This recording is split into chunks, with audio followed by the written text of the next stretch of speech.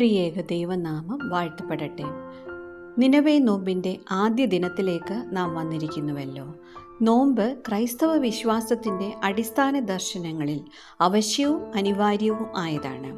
ആദിമസഭാ കാലഘട്ടം മുതൽ നോമ്പിൻ്റെ നാളുകൾ സഭാമക്കളുടെ സ്വയപരിശോധനയ്ക്കും ശുദ്ധീകരണത്തിനും നവീകരണത്തിനും പുനഃസമർപ്പണത്തിനും ശക്തീകരിക്കുകയും തന്മൂലം സഭയാകമാനം ശക്തി പ്രാപിക്കുകയും പുതുതാകുകയും ചെയ്യുന്നു. മലങ്കര സഭകൾ നോമ്പിൻ്റെ പ്രാധാന്യം വളരെ ഗൗരവത്തോടെയാണ് കാണുന്നത്. മലങ്കര മാർത്തോമാ സുറിയാനി സഭ കാനോനികമാക്കിയ 5 നോമ്പുകളിൽ ഒന്നായ 3 നോമ്പ് അല്ലെങ്കിൽ നിനവേ നോമ്പ് മാനസാന്തരത്തിൻ്റെയും ദൈവനിയോഗത്തിൻ്റെയും പ്രാധാന്യം വെളിപ്പെടുത്തുന്ന നോമ്പാണ്. ദൈവനിയോഗം സ്വീകരിച്ച് ദൗത്യ നിർവഹണത്തിനായി ഒരുങ്ങുവാൻ യോനായോട് അരുളപ്പാട് നൽകുന്ന യഹോവയെയും അതിനോടുള്ള യോനയുടെ പ്രതികരണവുമാണ് യോനാ പുസ്തകത്തിൻ്റെ ഉള്ളടക്കം. 1-ാം അധ്യായത്തിൽ കാണുന്ന ചില ചിന്തകളാണ് ഇന്ന് നമ്മുടെ ധ്യാനത്തിനായി വിഷയീഭവിപ്പിക്കുന്നത്. വേദഭാഗമായ യോനാ പ്രവാചകന്റെ പുസ്തകത്തിലെ 1-ാം അധ്യായം നല്ലതുപോലെ വായിക്കണമേ. 1-ാമത്തെ ചിന്ത, ദൗത്യ നിർവഹണത്തിനായി ആഹ്വാനം നൽകുന്ന ദൈവം.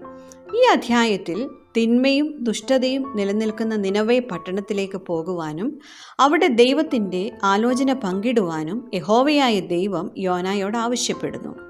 ദൈവം നന്മയുടെയും ന്യായത്തിൻ്റെയും നീതിയുടെയും ദൈവമാണ്. തിന്മയോടും ദുഷ്ടതയോടും സന്ധി ചെയ്യുവാൻ ദൈവത്തിന് സാധ്യമല്ല. ദൈവം നമുക്ക് ഓരോരുത്തർക്കും നിയോഗം നൽകുന്നത് നമ്മുടെ ഇഷ്ടപ്രകാരം ആയിരിക്കില്ല. ദൈവരാജ്യത്തിൻ്റെ മൂല്യങ്ങൾ നഷ്ടപ്പെട്ട ഇടത്ത് പുറപ്പെട്ടു പോകുവാൻ ദൈവം നിയോഗം നൽകുമ്പോൾ അതിൽ വെല്ലുവിളികൾ ഉണ്ടാകും.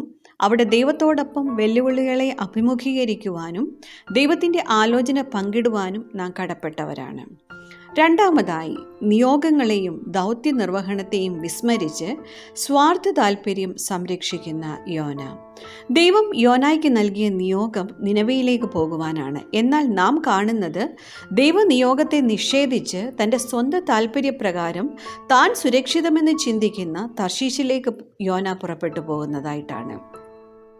ദൈവനിയോഗത്തെ തൃണവൽഗണിക്കുന്ന നിഷേധിക്കുന്നതിൻ്റെ അടയാളമായി തർശീശ് നിലനിൽക്കുന്നു. ഇന്നും ഇത് നിലകൊള്ളുന്നുണ്ട്. ദൈവനിയോഗത്തിനപ്പുറം നമ്മുടെ സ്വാർത്ഥതയ്ക്ക് നമുക്ക് ഈ പേര് നൽകാം. ദൈവം നൽകുന്ന ഇടങ്ങൾ പലപ്പോഴും വെല്ലുവിളികൾ നിറഞ്ഞതായിരിക്കാം. കാരണം അവൻ നഷ്ടപ്പെട്ടു പോകുന്ന ഇടങ്ങളെക്കുറിച്ച് വേവലാതിയുള്ളവനാണ്, നൊമ്പരപ്പെടുന്നവനാണ്. അവിടെ ദൈവത്തിൻ്റെ വേദനയ്ക്കൊപ്പം നിലകൊള്ളുവാൻ നമുക്കാകണം. സ്വാർത്ഥ താൽപ്പര്യങ്ങൾക്ക് വേണ്ടി, സുഖ സൗകര്യങ്ങൾക്ക് വേണ്ടി ഗതി മാറി സഞ്ചരിക്കുന്നത് ദൈവത്തിൻ്റെ വീണ്ടെടുപ്പ് പ്രക്രിയയിൽ നിന്നുള്ള പിന്മാറ്റമാണ്. ഇത് ദൈവം താൽപ്പര്യപ്പെടുന്നില്ല എന്ന് ഈ അധ്യായം നമ്മെ ഓർമ്മിപ്പിക്കുന്നു. 3-ാമതായി, ദൈവനിയോഗം നിഷേധിക്കുന്നത് നാം ആയിരിക്കുന്ന ഇടത്തെയും പ്രതിസന്ധിയിലാക്കും. യോന ഗതിമാറി തർശീശിലേക്ക് പോയപ്പോൾ താൻ സഞ്ചരിച്ച കപ്പലിലെ എല്ലാവർക്കും താൻ മൂലം പ്രതിസന്ധി സൃഷ്ടിക്കുന്നു.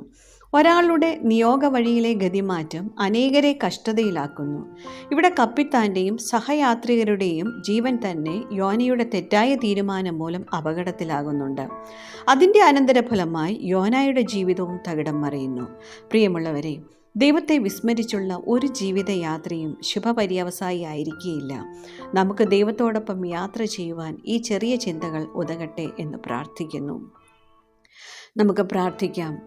പിതാവായ ദൈവമേ, നീ നൽകിയ നിയോഗം എന്തെന്ന് തിരിച്ചറിയുവാനും ആ വഴികളിൽ ഞങ്ങൾക്ക് യാത്ര ചെയ്യുവാനും എത്ര പ്രതിസന്ധി ഞങ്ങൾ അഭിമുഖീകരിക്കേണ്ടി വന്നാലും നിയോഗ വഴികളിൽ നിന്ന് ഗതിമാറി സഞ്ചരിക്കുവാൻ ഇടയാകല്ലേ എന്ന് ഞങ്ങൾ പ്രാർത്ഥിക്കുന്നു. അവിടുത്തെ കൃപ ഞങ്ങളുടെ ബലഹീനതകളിൽ തുണയായിരുന്ന് ഞങ്ങളെ വഴി നടത്തുവാൻ ഞങ്ങളെ പ്രാപ്തരാക്കണമേ. ആമേൻ.